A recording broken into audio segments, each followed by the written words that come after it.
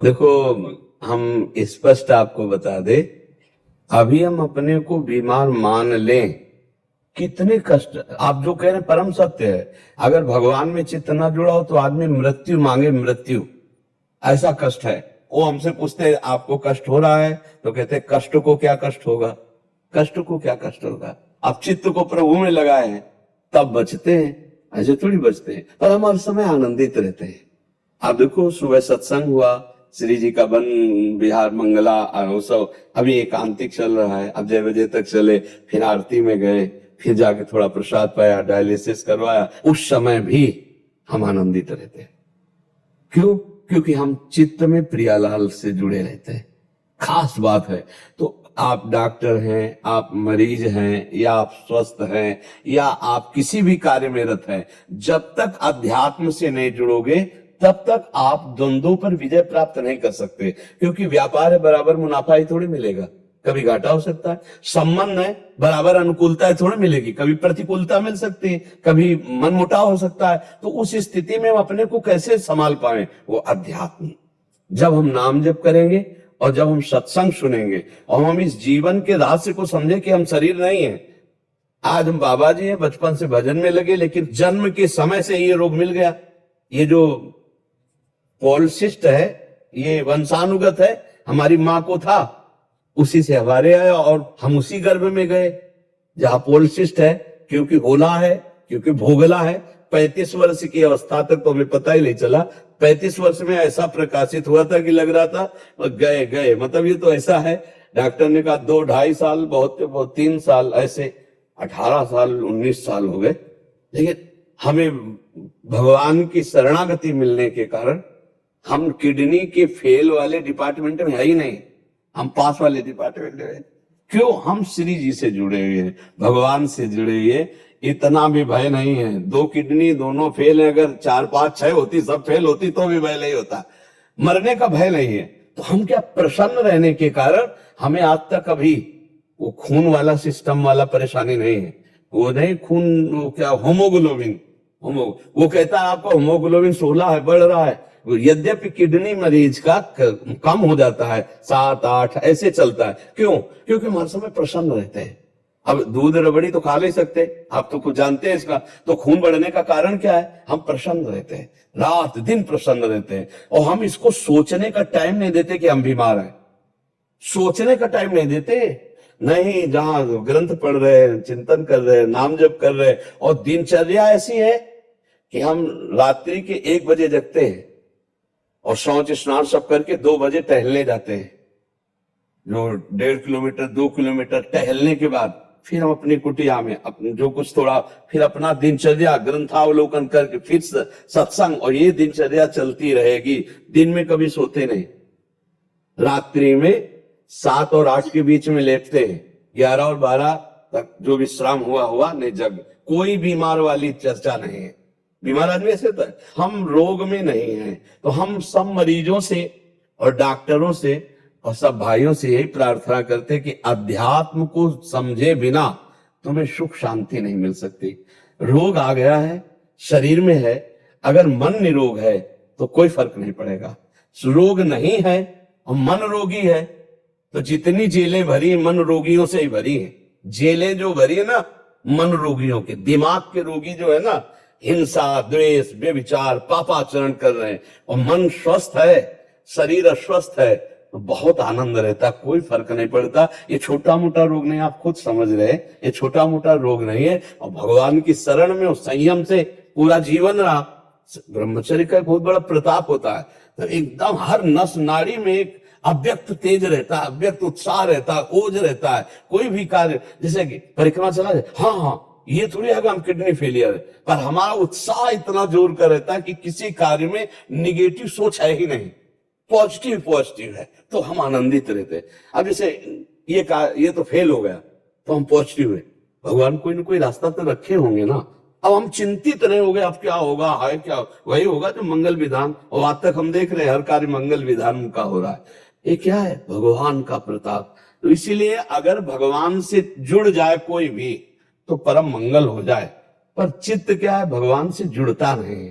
अपना भरोसा रखता है, अपनी कमाई का, अपने मित्र का, अपने, लेकिन भगवान का भरोसा नहीं। तो हम ये कहते हैं कि अगर हमारा चित्त भगवान से जुड़ा है और हम भगवान का नाम जप कर रहे हैं और भरोसा भगवान का रखें तो बहुत आनंद की प्राप्ति हो जाए।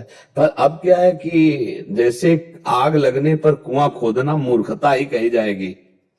अब जैसे आदमी परेशान स्थिति में आ गया, अब उसको ये ज्ञान नहीं सुहाएगा, अब नहीं सुहा, क्योंकि आग लग चुकी, अब कुआं खोदने से मतलब। तो यावत स्वस्थमिदम कलेवरम यावत च दूरे जरा, भरतरी जी कह रहे, जब तक रोग दूर है और बुढ़ापा दूर है, समस्या दूर है, तब तक तुम अपने चित्त को भगवान में जोड़ लो तो तुम निकल जाओगे। नहीं, उस घटना परिस्थिति में ऐसा दम होता है कि तुम उसमें भगवान में चित्त जोड़ ही नहीं सकते, क्योंकि माया इतनी प्रबल है। अब जैसे एक आदमी का परिवार लुट गया, व्यापार हानि को प्राप्त हो गया, अब उसे को भगवान में चित्त जोड़ो, वो तो गाली देगा भगवान में।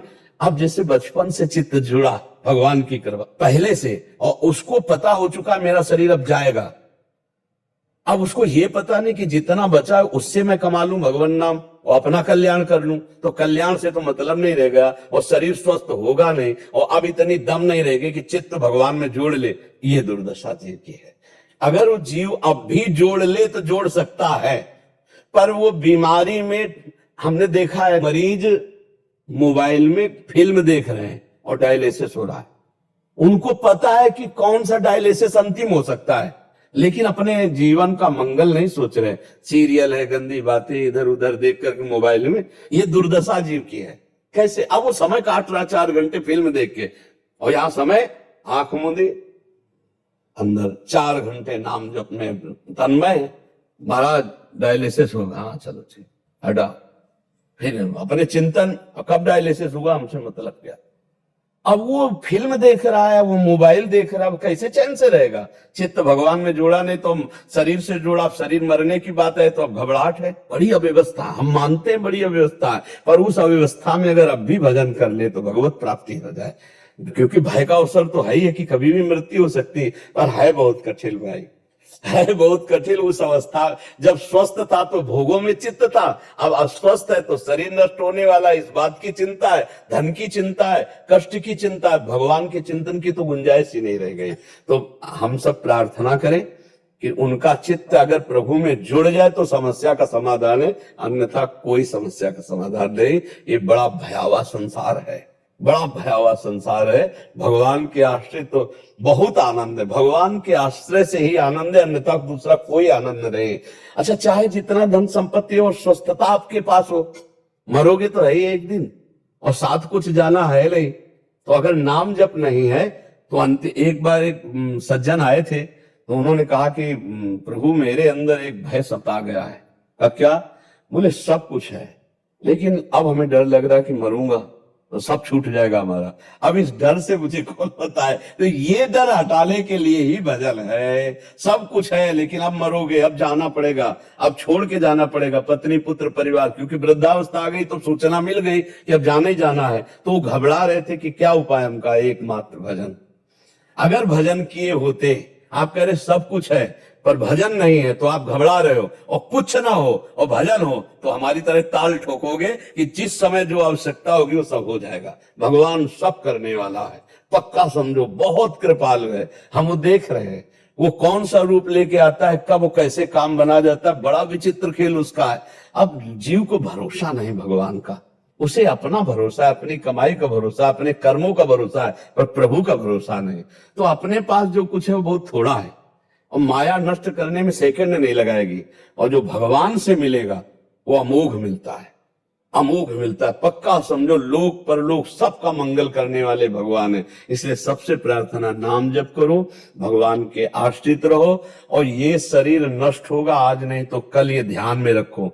तो जब ये नष्ट ही होगा तो पाप क्यों करो, अच्छे कर्म कर लो। यहां से जाने ही तो कमाई करके जाओ यार। 1 अरब आपके बैंक में जमा है तो 25 पैसे लेके जाओगे क्या यहां से?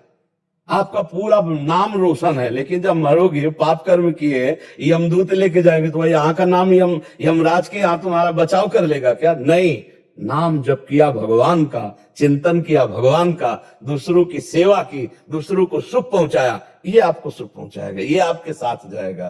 तो इसीलिए हमें लगता है थोड़ा उनको सत्संग सुनाया जाए, नाम जप की प्रेरणा दी जाए और उनको ढांढस बंधाया जाए।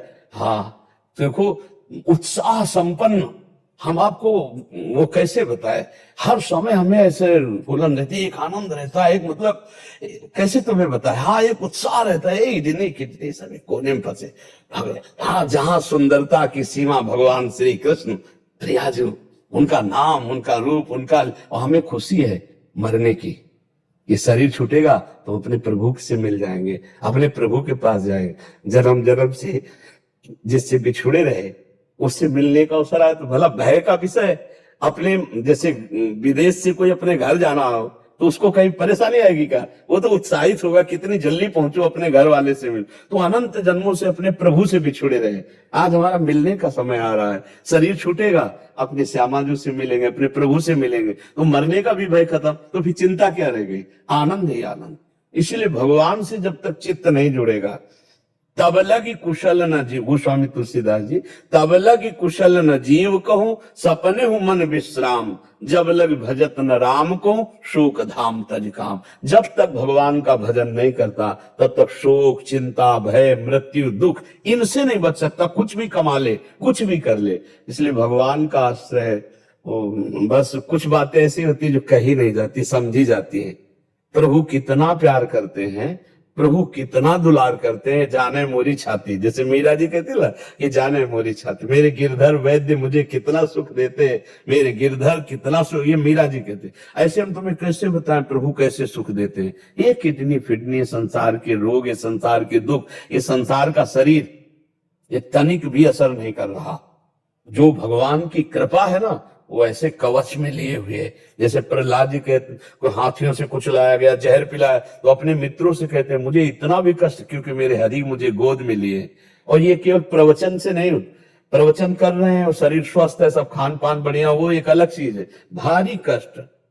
तो हम कह रहे हैं कि इतना आनंद जब मिल रहा है तो आप भगवान से चित्त को जोड़िए, आपको भी मिलेगा, क्योंकि ये खजाना आपके अंदर भी है।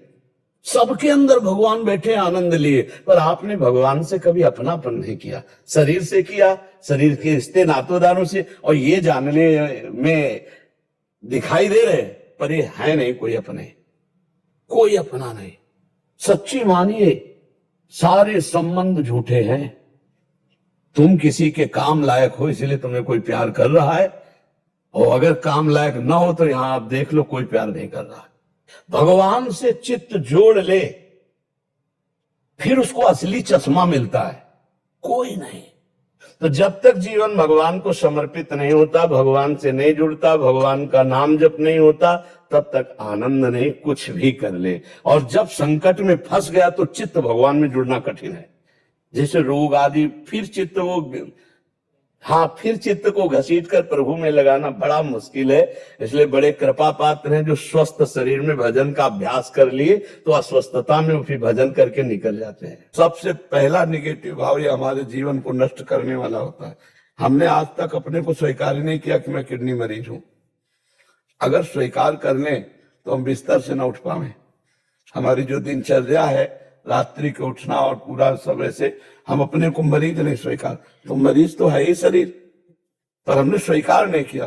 तो उससे क्या हो गया कि हमारे अंदर एक प्रसन्नता रहती है। पहली बात, किसी भी मरीज को अपने में मर्ज नहीं देखना चाहिए।